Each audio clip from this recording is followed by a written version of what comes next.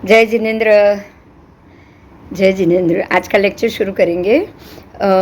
हम कल जो नेमिनाथ कुमार के भगवान नेमिनाथ के चरित्र पर अटके थे और नेमी कुमार की जान वरघोड़ा निकल रहा था। प्राणियों के चित्कार सुन के उन्होंने रथ को रोका और आगे जो कुछ भी हुआ अब हम उसको जानेंगे। लोक प्रसिद्ध हे प्रिय सखी, ऐसे प्रेम रहित पर क्यों प्रीति रखती है। नेमनाथ चले गए हैं, रथ मोड़ लिया है और विवाह नहीं करने का उन्होंने निश्चय कर लिया।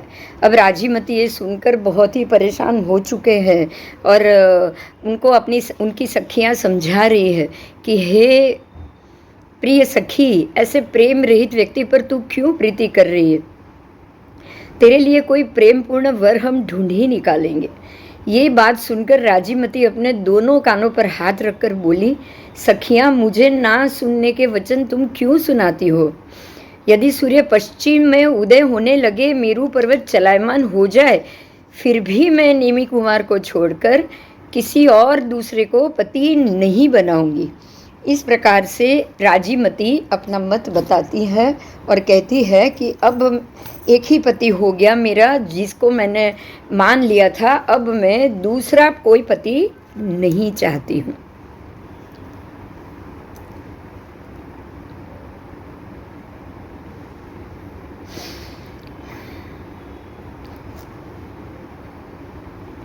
नेमी कुमार को छोड़कर यदि सूर्य पश्चिम से उगने लगे, मेरू पर्वत चलायमान हो जाए, तथापि मैं नेमी कुमार को छोड़कर दूसरे को पति नहीं बनाऊंगी। तो इस मामले में राजीमती बहुत ही मक्कम है कि कुछ भी हो जाए, मैं दूसरे को पति नहीं बनाऊंगी। फिर नेमीनाथ प्रभु को लक्ष्य करके वो कहती है कि हे जगत के स्वामी, व्रत की इच्छा वाले आप घर आए याचकों को इच्छा से अधिक देते हो, परंतु इच्छा रखने वाली मुझको तो आपने मेरे हाथ पर अपना हाथ तक भी नहीं रखने दिया। अब विरक्त होकर वो बोलती है कि हे प्रभु, यद्यपि आपने अपना हाथ इस विवाहोत्सव में मेरे हाथ पर नहीं रखा, तथापि दीक्षा महोत्सव में ये हाथ मेरे सिर पर अवश्य होगा।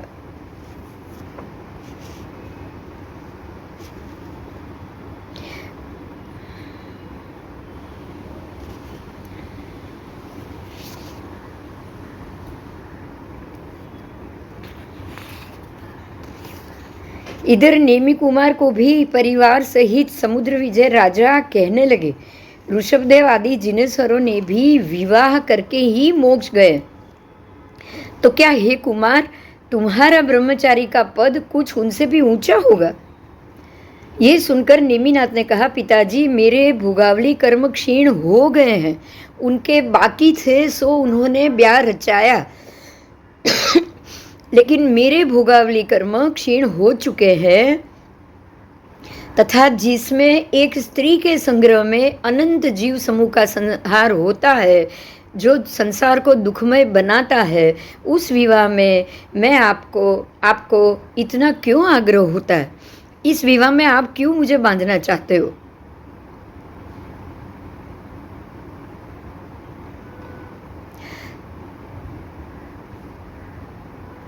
ऐसे नेमिनाथ प्रभु बहुत ही दक्ष थे, उन्होंने पिता को मना लिया। ऐसे दक्ष श्री नेमिनाथ प्रभु 300 वर्ष तक कुमारापन में गृहस्थावास में रहे। इतने में ही लोकांतिक देवों ने आकर इस प्रकार इष्ट वाणियों से कहा कि हे कामदेव को जीतने वाले, सर्व जीवों को अभयदान देने वाले प्रभु, आप जयवंते वर्तो और सर्व के कल्याण के लिए तीर्थ की प्रवृत्ति करो। ऐसे दक्ष श्री नेमिनाथ प्रभु 300 वर्ष तक कुमारापन अवस्था में गृहस्थावास में रहे। इतने में ही लोकांतिक देवों ने आकर इस प्रकार इष्टवाणियों से कहा, हे कामदेव को जीतने वाले, सर्व जीवों को अभयदान देने वाले प्रभु, आप जयवंते रहो और सर्व के कल्याण के लिए तीर्थ की प्रवृत्ति करो। प्रभु वार्षिक दान देकर दीक्षा लेकर तीनों भुवन को आनंद देंगे। ऐसा कहकर लोगों ने समुद्र विजय राजा आदि को बहुत ही उत्साहित किया।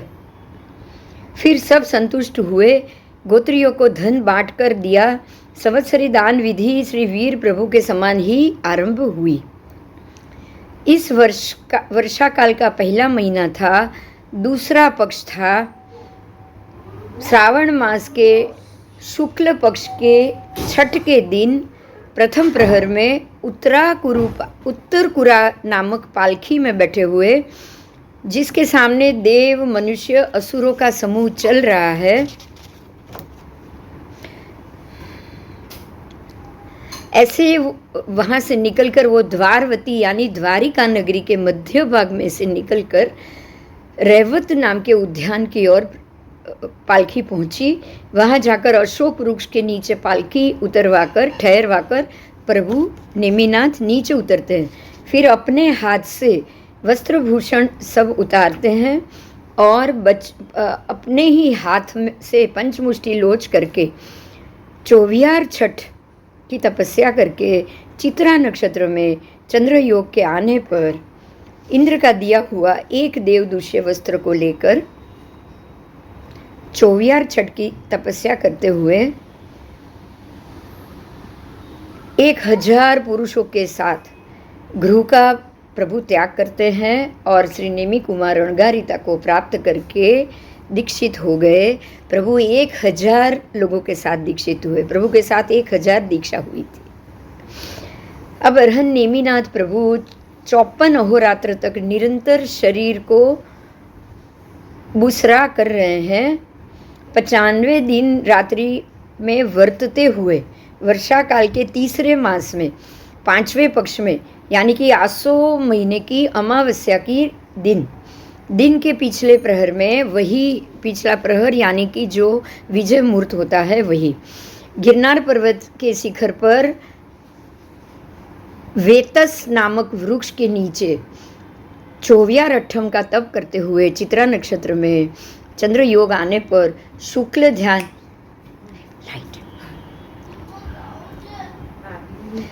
ध्यान के प्रथम 2 भेद, पृथकत्व वितर्क सविचार और एकत्व वितर्क अविचार। पृथकत्व वितर्क सविचार और दूसरा है एकत्व वितर्क अविचार। ऐसे ये 2 ध्यान की 2 पायदान है और ऐसे 2 भेदों को ध्यान करते हुए प्रभु को केवल ज्ञान और केवल दर्शन उत्पन्न हुआ। अब वे सर्व जीवों के भावों को जानते और देखते हुए विचरने लगे। सर्वलोक के तीनों काल के भूत भविष्य वर्तमान तीनों काल के सर्व भावों को प्रभु देख भी रहे हैं और जान भी रहे हैं। इस तरह जब प्रभु को रैवताचल पर सहस्त्रावन में केवल ज्ञान उत्पन्न हुआ, तब उद्यान पालक ने श्री कृष्ण देव के पास जाकर बधाई की कि प्रभु को केवल ज्ञान हो चुका है, देव आ गए हैं। ये सुनकर देवों ने संवत्सरण की रचना की है। ये सुनकर कृष्ण महाराजा भी भारी आडंबर से प्रभु को वंदन करने आए। उस वक्त राजीमती भी वहां आई। प्रभु की धर्म देशना सुनकर वरदत्त राजा ने 2000 राजाओं के साथ व्रत ग्रहण किया, दीक्षा ली। श्री कृष्ण महाराजा द्वारा राजीमती के स्नेह का कारण पूछने पर प्रभु ने धनवती के भव से लेकर उसके साथ का अपना 9 भव का संबंध सुनाया, जो इस प्रकार से है। ये जानने जैसी बात है, क्योंकि राजीमती को नेमनाथ के ऊपर स्नेह क्यों था। ये एक बहुत बड़ा प्रश्न है कि राजीमती ने नेमनाथ प्रभु को दीक्षा ली है तो कोई बात नहीं, मैं भी उनके साथ दीक्षा लूँगी, वो मेरे पति नहीं हुए तो अन्य कोई पति नहीं होगा, ऐसा भाव क्यों था, उनसे ऐसा लगाव क्यों था। तो ये पूछा गया जब संवत्सरण की रचना हुई, प्रभु की धर्म देशना हुई, उसके बाद 2000 राजाओं ने वहाँ पर श्रावक धर्म का व्रत लिया और 2000 राजाओं के साथ व्रत भी ग्रहण किया, दीक्षा भी ली गई।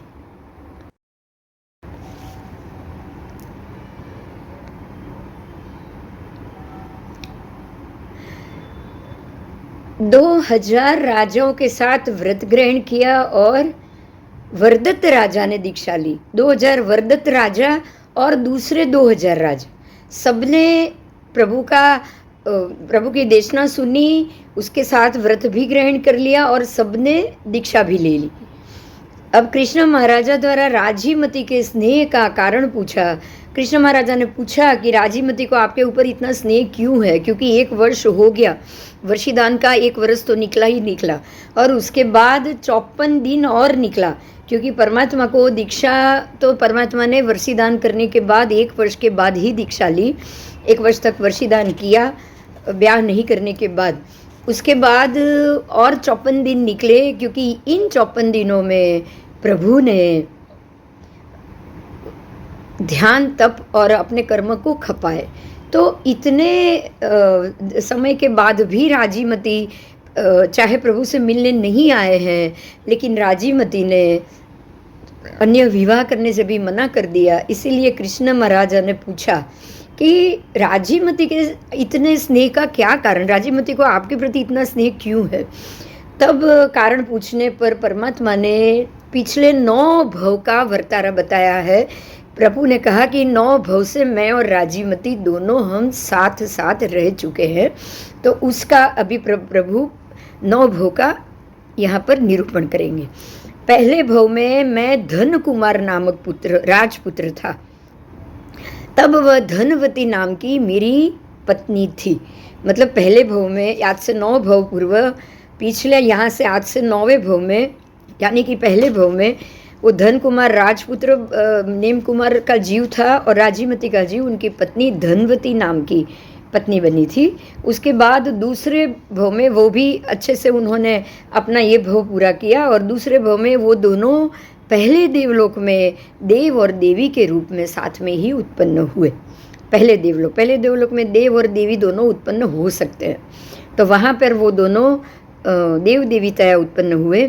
उसके बाद तीसरा भव हुआ चित्रगति नामक विद्याधर का। प्रभु का जीव चित्रगति नाम का विद्याधर बना और वह राजीमती नाम के उनकी पत्नी रत्नवती, राजीमती उस वक्त रत्नवती नामक उनकी पत्नी भार्या बनी थी। उसके बाद के चौथे भव में दोनों फिर से चौथे देवलोक में देव हुए हैं। देखिए यहाँ देवी नहीं है, तो राजीमती भी यहाँ देव हुए हैं। दोनों देवलोक में, चौथे देवलोक में ही गए, वहाँ भी पूरी आयु उन दोनों ने साथ साथ ही बिताई। 5वें भव में अपराजित नामक राजा बने।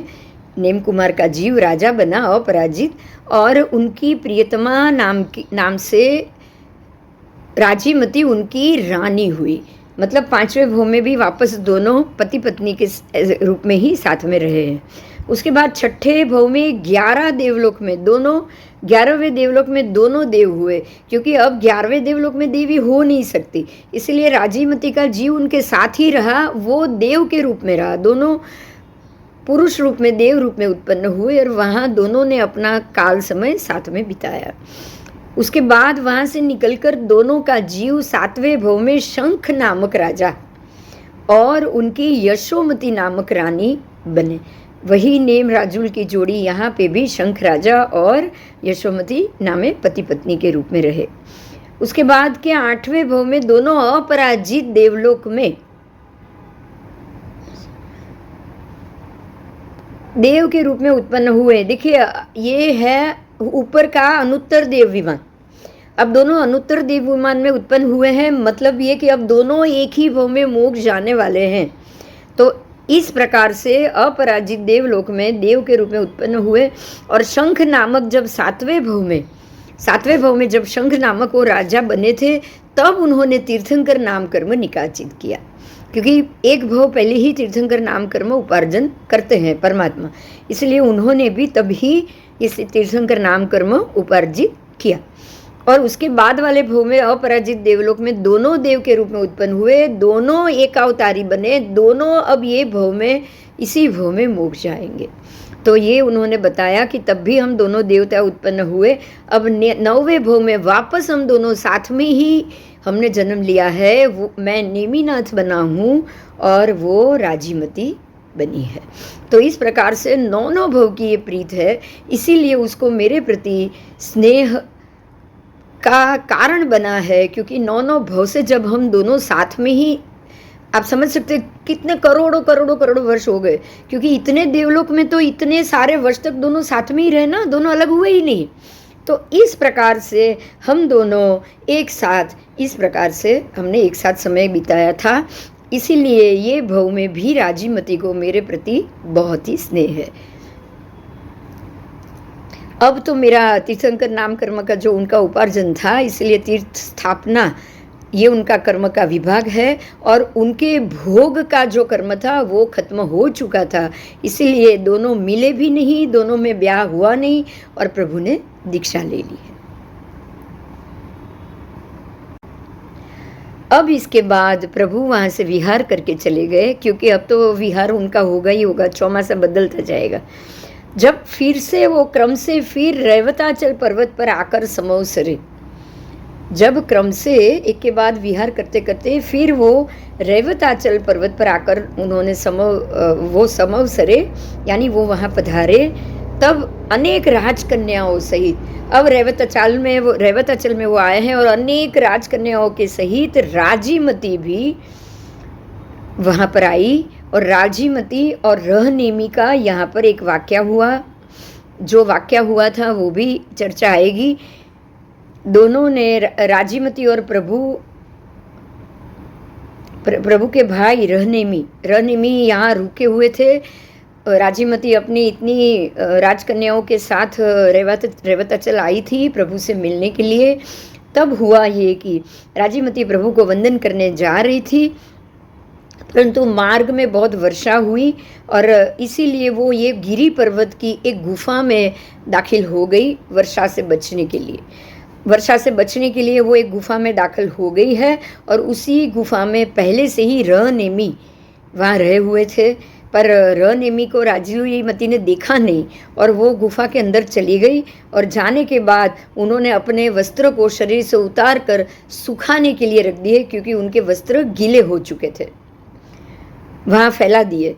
अब देवांगनाओं के रूप को भी फीका कर दे, ऐसा राजीमती का रूप था, और ऐसे साक्षात कामदेव की रमणी के समान राजीमती को वस्त्र रहित देखकर भाई के वैर से, कामदेव के बाणों से पीड़ित हुआ।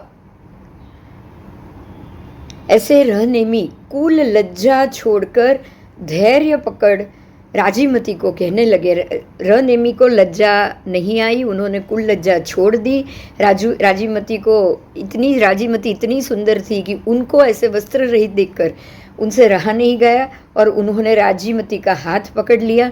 हाथ पकड़कर वो राजीमती से कहने लगे कि हे सुंदरी, सर्वांग भोग संयोग के योग्य और सौभाग्य के निधान रूप तेरे इस कोमल शरीर को तू तप करके क्यों सुखा रही है? इसलिए हे भद्र, तू इच्छा पूर्वक यहाँ आ जा और हम दोनों अपना जन्म सफल करें। फिर अंत में इस तप विधि का आचरण कर लेंगे, बराबर। यानी कि तुम अपना ये जीवन व्यर्थ ना करो, तुम और हम दोनों इस संसार को भोगेंगे, और तू इच्छा पूर्वक मेरे पास आ जा, और हम दोनों ये जन्म सफल कर ले, ये भोग ले। फिर बाद में हम दोनों तप विधि और दीक्षा का आचरण जरूर करेंगे, पर तू एक बार मेरे साथ रहने के लिए और भोग करने के लिए तैयार हो। महासती राजीमती ने ये सुनकर और उनको देखकर बिल्कुल अद्भुत रूप से उन्होंने धैर्य धारण कर लिया, और शांत होकर उन्होंने रहनेमी जी से कहा कि हे महानुभाव, तू तर्क के मार्ग का अभिलाष क्यों कर रहा है? मतलब कि नर्क के मार्ग का तू ये अपनी ऐसी तर्क लगाकर, अपनी ऐसी बुद्धि लगाकर नरक के मार्ग के अभिलाष आप क्यों कर रहे हो? आपको नरक के मार्ग का अभिलाष या इच्छा क्यों जागी है?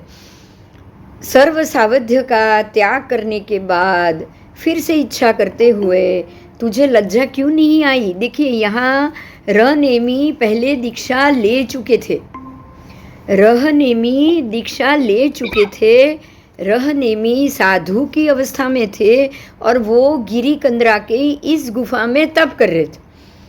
समझने वाली बात यह है कि नेमनाथ भगवान के ये छोटे भाई थे और उन्होंने दीक्षा ले ली थी और वो ये गुफा कंदरा के अंदर ध्यान साधना और तप कर रहे थे और वहाँ राजीमती को देखा, वो भी वस्त्र रहित देखा, उनका आपा बाहर हो गया।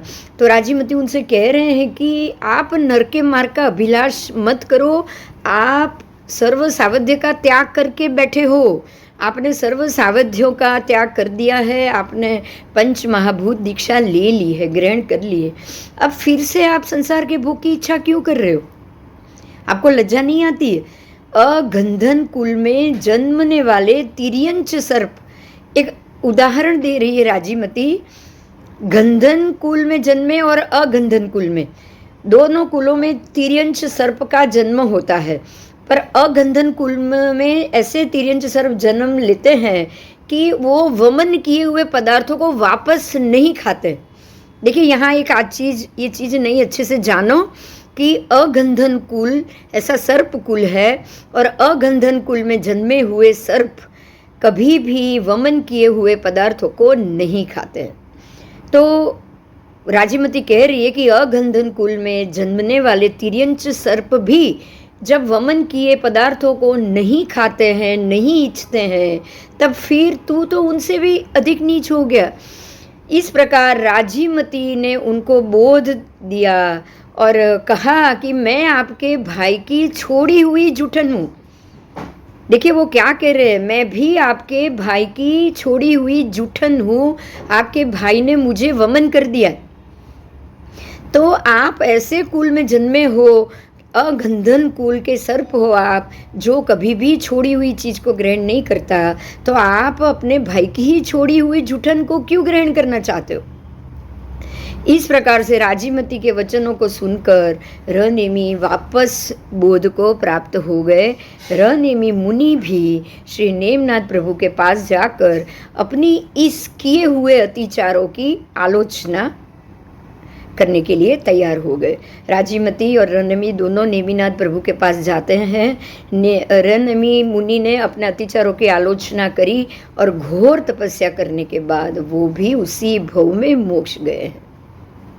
राजीमती भी चरित्र आराधन करते करते अंत में परमात्मा के पास राजीमती ने भी दीक्षा ली और फिर वो भी अपने चारित्र आराधना करते करते अंत में मोक्षया पर आरूढ़ हो गए और बहुत समय से प्रार्थित श्री नेमी प्रभु के शाश्वत संयोग को उन्होंने भी प्राप्त कर लिया।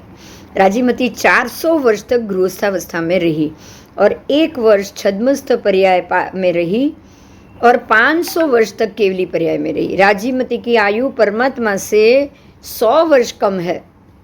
राजीमती की आयु परमात्मा से 100 वर्ष कम है। परमात्मा की आयु 900 वर्ष की 1000 वर्ष की थी नेमिनाथ प्रभु की, पर इनकी आयु 900 वर्ष की।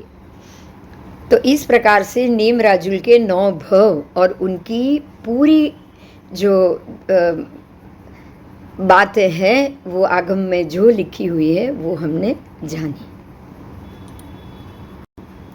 अब श्री नेमी प्रभु का परिवार को बताया गया है। नेमिनाथ प्रभु के 18 गण और 18 गणधर हुए। जितने गणधर होते हैं उतना गण माना जाता है। प्रभु के 11 गण, महावीर प्रभु के 11 गण थे, 11 गणधर थे। पार्श्वनाथ प्रभु के 10 गण, 10 गणधर थे। ऐसे ही नेमिनाथ प्रभु के 18 गण और 18 गणधर थे। प्रत्येक वर्दत आदि, वर्दत जो राजा जिन्होंने भगवान के केवली होने के बाद पहले ही दिन दीक्षा ली थी, वो उनके गणधर ही बने। और आर्य यक्षिणी प्रमुख 40,000 उत्कृष्ट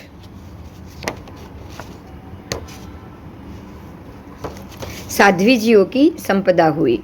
नंद प्रमुख 1,69,000 श्रावकों को उत्कृष्ट उनकी श्रावकों की उत्कृष्ट श्रावक संपदा हुई। महासुव्रत आदि 3,36,000 उत्कृष्ट श्राविका संपदा हुई। केवली ना होने पर भी केवली समान 414 पूर्वियों की और 1500 अवधि ज्ञानियों की संपदा हुई। 1500 केवल ज्ञानियों की, 1500 वैक्रिय लब्धिधारी मुनियों की, 1000 विपुलमती मुनियों की, 800 वादियों की और 1600 अनुत्तर विमान में पैदा होने वाले मुनियों की संपदा हुई। 1500 साधु और 3000 साध्वियों की भी मोक्ष गई। अरहंत श्री नेमिनाथ प्रभु की 2 प्रकार की अंतकृत भूमि हुई। देखिए, जो ये बहुत महत्व की बात मुद्दा है जो हम तीनों भगवान से जान रहे हैं। अंतकृत भूमि अगर 2 प्रकार से हो रही है तो युगांतकृत भूमि और पर्यांतकृत भूमि दोनों अलग हो जाएगी। और युगांतकृत भूमि अलग होने से प्रभु के जितने पट्टधर हैं, जितने उनके पट्टधर, मतलब कि जब तक मोक्ष चालू रहा तब तक ही पट्टधर हो पाएंगे। फिर से याद दिला देती हूँ, प्रभु महावीर के बाद जम्बू स्वामी तक ही मोक्ष हुआ तो पट्टधर भी जम्बू स्वामी तक ही रहेंगे। तो ये हुई युगांतकृत भूमि कही जाती है इसको। क्यों? क्योंकि इनके जब तक पट्टधर अंतिम मोक्ष में नहीं जाएंगे तब तक ही मोक्ष चालू रहेगा। जब तक उनके अंतिम पट्टधर मोक्ष में चले गए उसके बाद मोक्ष बंद हो जाता है। उसके बाद वाले तीर्थंकर परमात्मा जब केवली होंगे उनके 3-4 वर्ष के बाद ही मोक्ष मार्ग चालू होगा। बराबर। तो ये पार्श्वनाथ भगवान के वक्त भी ऐसा ही हुआ, वीर प्रभु के वक्त भी ऐसा ही हुआ और नेमनाथ प्रभु के वक्त भी ऐसा ही हुआ है। बाकी सारे तीर्थंकरों मामले में भी ये जानना पड़ेगा कि उनकी भूमि, अंतकृत भूमि कैसी थी, युगांतकृत और पर्यायांतकृत दोनों थी या 2 में से एक ही थी। प्रभु के बाद 8 पट्टधरों तक मोक्ष चलता रहा, उसको युगांतकृत भूमि कहा जाता है। मतलब जो युग पुरुष है, पट्टधर, गणधर, पट्टधर और प्रभु, ये सारे युग पुरुष माने जाते हैं। जितने युग पुरुष हैं उनका पट्टधरों तक मोक्ष मार्ग चलता रहे तो युगांत यानी कि युग का अंत हो गया। ध्यान से समझिएगा। अब जब युग का अंत हो गया, ऐसी कृत भूमि ये मानी जाए तो सीधी बात है कि वो उनके बाद ये मोक्ष मार्ग बंद होगा ही होगा। बराबर। तो युगांत कृत का मतलब ये होता है कि प्रभु और उनके बाद उनके पट्टधर मोक्ष मार्ग में चले जाए, उसके बाद ये युग पुरुष खत्म हो गए, उनकी वो मोक्ष में चले गए, इसलिए मोक्ष मार्ग भी बंद हो जाएगा। अब है पर्यांतकृत भूमि। प्रभु को केवल ज्ञान हो गया था। अब देखिए पर्यांतकृत का मतलब क्या, तो नेमनाथ भगवान को जब केवल ज्ञान हो गया, बराबर उसके 2 वर्ष बाद, प्रत्येक परमात्मा का अलग अलग समय, प्रभु वीर के 4 वर्ष बाद हुआ था, पार्श्वनाथ प्रभु के 3 वर्ष बाद हुआ था, नेमिनाथ भगवान के 2 वर्ष बाद हुआ। 2 वर्ष के बाद मोक्ष मार्ग शुरू हुआ, उसको पर्यांत,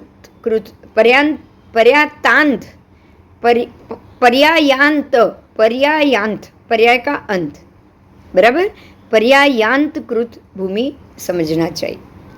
ठीक है। युगांतकृत होगा तो पर्यायांतकृत अपने आप आएगा। युगांतकृत हो गई तो पर्यायांतकृत अपने आप आएगी। क्यों? क्योंकि अब युगांतकृत नेमिनाथ भगवान में युगांतकृत हुआ तो जब तक पार्श्वनाथ भगवान को केवल ज्ञान नहीं होगा, सीधी बात है, उसके 3 वर्ष निकले नहीं, तब तक तो मोक्ष मार्ग बंद ही रहा, कोई मोक्ष में गया ही नहीं। ऐसे ही उनके पर्यायांत चला, कब तक चला? जब तक पार्श्वनाथ भगवान के गणधर मोक्ष में गए नहीं तब तक ये पर्यायांत कृत चला। और पर्यायांत कृत मतलब जैसे ही उनके भी जो युग पुरुष और जो थे उनके गणधर और अंतिम पाठ वाले, अंतिम पाठ इसीलिए कही जाएगी कि उनके बाद मोक्ष बंद हो गया है, तो बस तब तक ही ये मोक्ष मार्ग चालू रहा। उसके बाद प्रभु महावीर जब तक केवली नहीं हुए, उनके 4 वर्ष हुआ नहीं, तब तक मोक्ष मार्ग शुरू नहीं हुआ, तो ये पर्यायांत कृत हो गया। अब प्रभु के केवल ज्ञान, महावीर स्वामी के केवल ज्ञान के 4 वर्ष बाद मोक्ष मार्ग शुरू हुआ, तो अब युगांत कृत शुरू हो गया। तो कब तक ये पर्यायांत कृत जब तक नहीं रहेगा, मतलब कि अब उनके पट्टधर जम्बू स्वामी अंतिम पट्टधर मोक्ष नहीं गए, तब तक ये मार्ग पर्यायांत कृत यानी कि खुला रहा, उसके बाद वो बंद हो गया। मुझे ऐसा लग रहा है युगांत पर्यायंत आप अच्छे से समझ गए होंगे। मुझे भी बहुत क्लियरली समझ में तब भी आया जब हमने ये पाठ शुरू किया था। बराबर। परमात्मा का निर्वाण कल्याणक।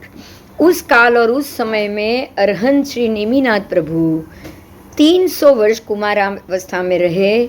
54 दिन वो छद्मस्थ पर्याय पालकर, 54 दिन कम 700 वर्ष केवली पर्याय पालकर, परिपूर्ण 700 वर्ष चारित्र पर्याय पालकर, 1000 वर्ष का सर्वायु पालकर, प्रभु की आयु 1000 वर्ष थी, बराबर, और राजुल की आयु 900 वर्ष थी। सर्वायु पालकर वेदनीय आयु, नाम और गोत्र कर्म के क्षय हो जाने पर इसी अवसर पीणी काल के दुसम दुषा नाम के चौथे आरे के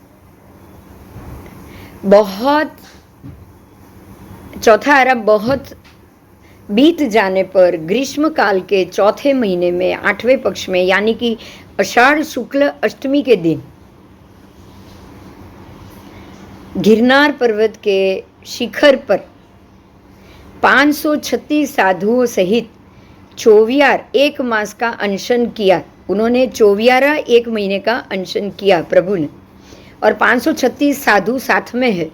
चित्रा नक्षत्र में चंद्र योग के प्राप्त होने पर मध्य रात्रि के पश्चात पद्मासन में बैठे हुए, मध्य रात्रि के समय पद्मासन में बैठे हुए प्रभु मोक्ष सिधारे, सर्व दुखों से मुक्त हो गए।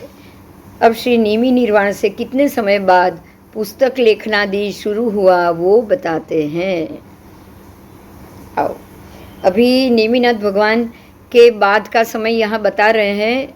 बहुत ही अच्छे से सभी परमात्माओं का समय भी आ रहा है, बहुत अच्छे से इसको सुनिएगा।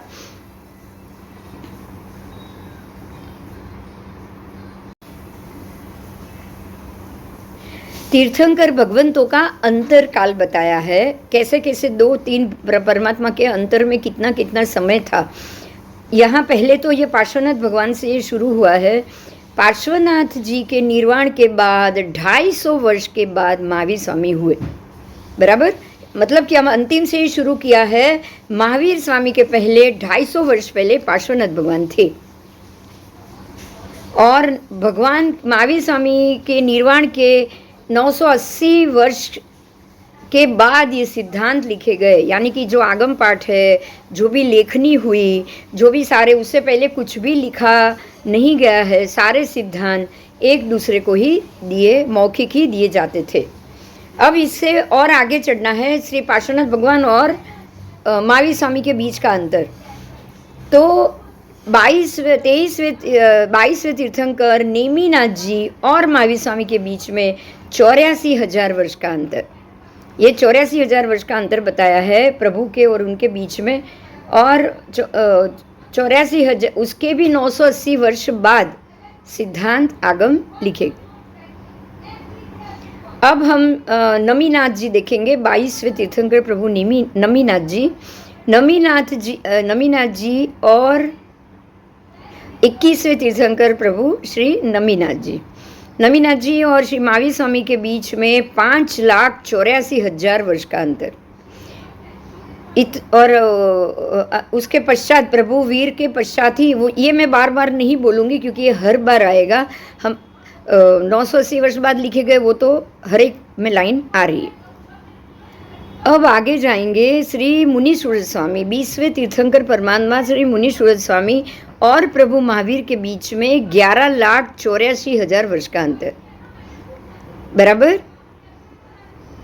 तो 20वें प्रभु और 24वें प्रभु दोनों के बीच में 11,84,000 वर्ष का अंतर। उसके बाद श्री मल्लीनाथ प्रभु और श्री महावीर प्रभु, 19वें मल्लीनाथ प्रभु और अंतिम श्री महावीर प्रभु, वो दोनों के बीच में 1,56,84,000 वर्ष का अंतर है,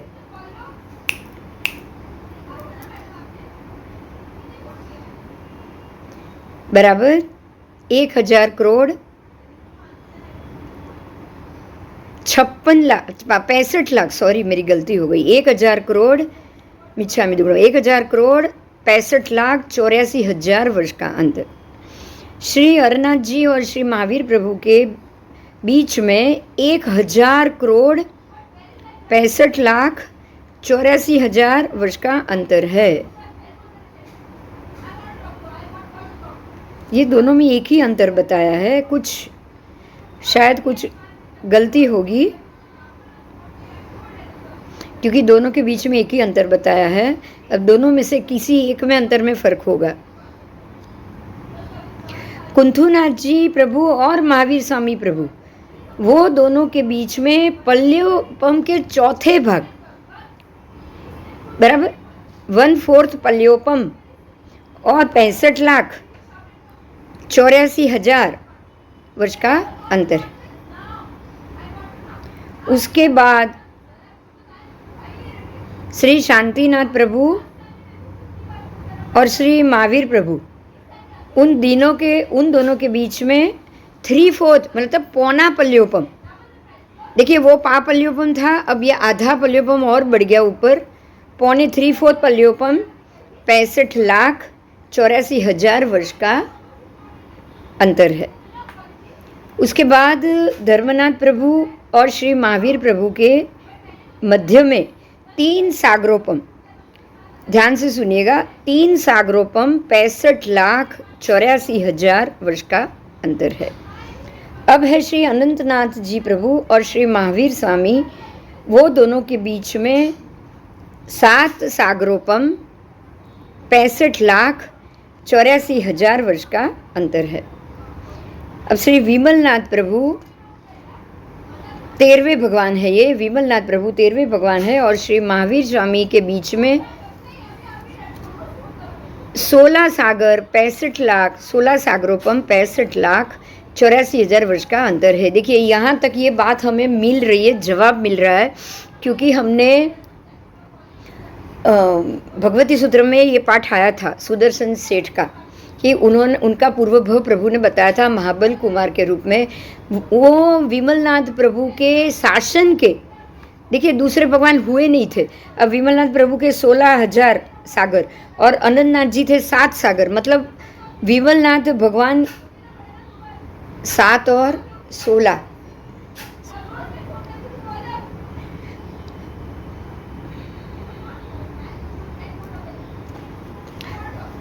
तो यहाँ हमको ये देखना है कि तब 10 सागर का अंतर बताया था। 10 सागरोपम की सुदर्शन सेठ ने 6ठे देवलोक की आयु बांधी, वो वहाँ गए क्योंकि वो विमलनाथ भगवान के प्रपौत्र के नीचे उन्होंने दीक्षा ली थी और उसी दूसरे अरियन परमात्मा के बीच में, तो 10 सागर बताया है वहाँ, और वो 10 सागर और विमलनाथ भगवान और महावीर प्रभु के बीच में 16 सागर का अंतर है। तो ये हमें परफेक्ट जवाब मिल रहा है बराबर। और अनंतनाथ भगवान और महावीर प्रभु के बीच में 7 सागर का अंतर, तो सीधी बात है कि विमलनाथ भगवान और अनंतनाथ भगवान के बीच में ही वो हुआ, महाबल का भव हुआ। तो अगर बीच में ये बल हुआ है तो 7 सागरोपम से पहले हुआ है, 16 सागरोपम के बाद में हुआ है। तो परफेक्ट जवाब मिल रहा है। भगवती सूत्र से भी ये पाठ का जवाब हमें 100% सही मिल रहा है। तो इसीलिए विमलनाथ भगवान से महावीर प्रभु का अंतर 16 सागरोपम जितना पूर्ण रूप से सही मिल रहा है। अब है 12वें हमारे तीर्थंकर प्रभु, 13वें विमलनाथ प्रभु थे। अब 12वें श्री वासुपूज्य स्वामी भगवान, वहाँ से लेकर महावीर स्वामी में 46 सागर 46 सागरोपम 65,84,000 वर्ष का अंतर है। उसके बाद 980 वर्ष में सिद्धांत लिखे गए। ये जो सब में आएगा, मैं बीच में बोली नहीं हूँ, लेकिन ये सब में आएगा। उसके बाद श्री श्रेयांशनाथ प्रभु और श्री महावीर प्रभु के बीच में 100 सागरोपम 65,84,000 वर्ष का अंतर है। फिर श्री शीतलनाथ जी भगवान और महावीर प्रभु के बीच में 42,000 3 वर्ष 8.5 मास कम, 42,000 कम 1 करोड़ सागरोपम, 42,000 3 वर्ष 8.5 मास कम 1 करोड़ सागरोपम का अंतर है, मतलब यहाँ तक 1 करोड़ सागरोपम आ गया है। श्री सुविधिनाथ प्रभु और श्री महावीर प्रभु के बीच में 42,000 3 वर्ष 8.5 मास कम 10 करोड़ सागरोपम का अंतर है। तो यहाँ आपको ये हमें समझ में आ रहा है कि शीतलनाथ भगवान और श्री सुविधिनाथ भगवान के बीच में 10 करोड़ सागरोपम का अंतर है, ये दो तीर्थंकर परमात्मा के बीच में। आगे आओ, श्री चंद्र प्रभु स्वामी और महावीर स्वामी के बीच में 42,000 3 वर्ष 8.5 मास कम 100 करोड़ सागरोपम का अंतर है। 100 करोड़ सागरोपम जितना समय निकल गया है।